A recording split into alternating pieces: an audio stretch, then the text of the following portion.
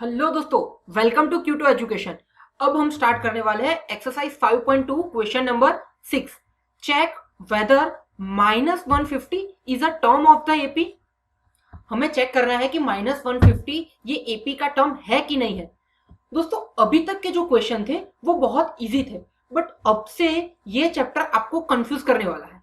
Trust me, अभी से आपको ये चैप्टर कंफ्यूज करने वाला है।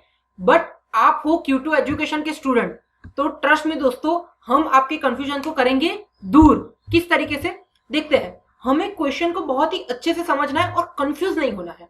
बोला है check whether -150 is a term of AP और नॉट।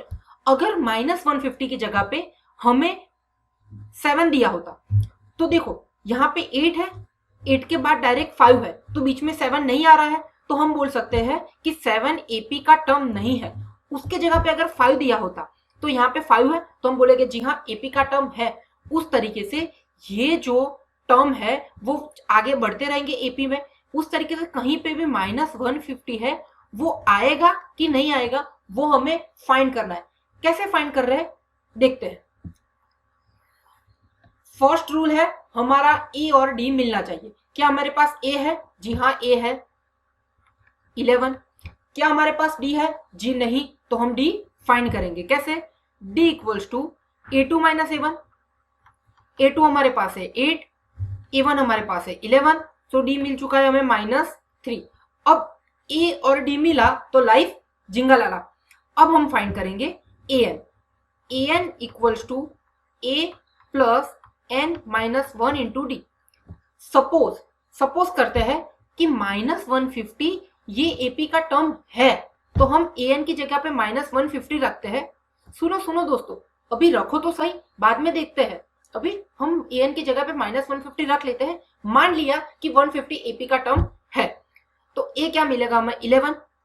सॉरी, हमें पहले से ही दिया हुआ है a 11 प्लस n पता नहीं है, तो n माइनस 1 रखेंगे, और d हमारे पास है -3 जो हमने फाइंड किया है। अब क्या होगा? -150 11 को इक्वल्स टू के लेफ्ट साइड ले जाएंगे, तो प्लस का माइनस हो जाएगा, यहाँ पे आ जाएगा n माइनस 1 इंटू -3। -150 माइनस 11 क्या होता है? -161 equals to n minus 1 into -3। अब ये माइनस माइनस कैंसिल हो जाएंगे, तो हमें मिलेगा 161 equals to n minus 1 into 3। अब क्या होता है? 161 divide by 3 equals to n minus 1। क्या ऐसा लिख सकते हैं? अब हम 161 डिवाइड बाई 3 करेंगे। 161 डिवाइड बाई 3 अगर आपको नहीं पता है, तो हम यहाँ पे करते हैं 161 डिवाइड बाई 3, तो 3 इंटू 5 15, यहाँ पे 1 बचेगा, एक को नीचे ले आ, तो ये मिलेगा 11। 3 इंटू 3 9, तो ये बन जाएगा 2। यहाँ से ऊपर से 0 नीचे उतारा, तो यहाँ पे पॉइंट मिल जाएगा। 3 इंटू 6 18, तो ये 2 हो जाएगा। वापस से 0 नीचे उतारा, तो 3 इंटू 6 18, वापस से 2। उस तरीके से हमें मिलता ही रहेगा। तो हमें ये मिला 53.66 equals to n minus 1। Therefore n equals to 54.66। ये हमें मिला n। अब मेरी बात ध्यान से समझिएगा दोस्तों, कभी भी n डेसिमल में हो सकता है, मतलब कि पॉइंट में हो सकता है। n ऑलवेज होल नंबर है, मतलब कि देखो ये फर्स्ट टर्म है, ये सेकंड टर्म है, ये थर्ड टर्म है, ये फोर्थ टर्म है, ये फिफ्थ टर्म आएगा, ये सिक्स्थ टर्म आएगा। ऐसा कभी बोल सकते हैं ये 5.2 टर्म है, ये 7.8 टर्म है, ये 9.2 टर्म है? ऐसा नहीं बोल सकते हैं।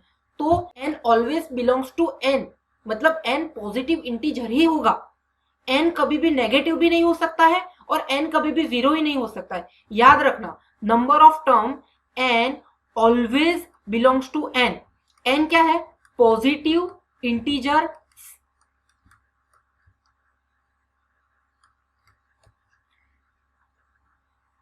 और ये हमारा है पॉइंट में, तो उसका मतलब ये हुआ कि जो हमने सपोज किया था वो गलत था।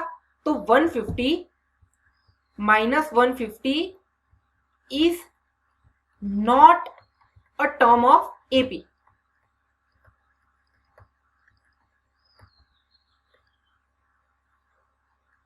किस तरीके से समझाया दोस्तों, प्लीज कमेंट कीजिएगा।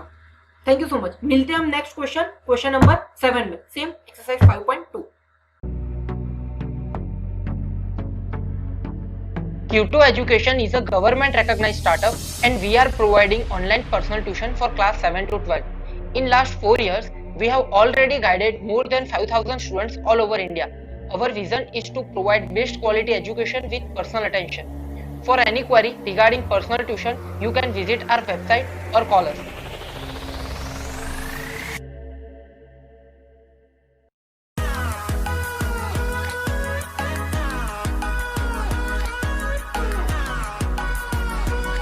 So come, join Q2 and give your child a bright future.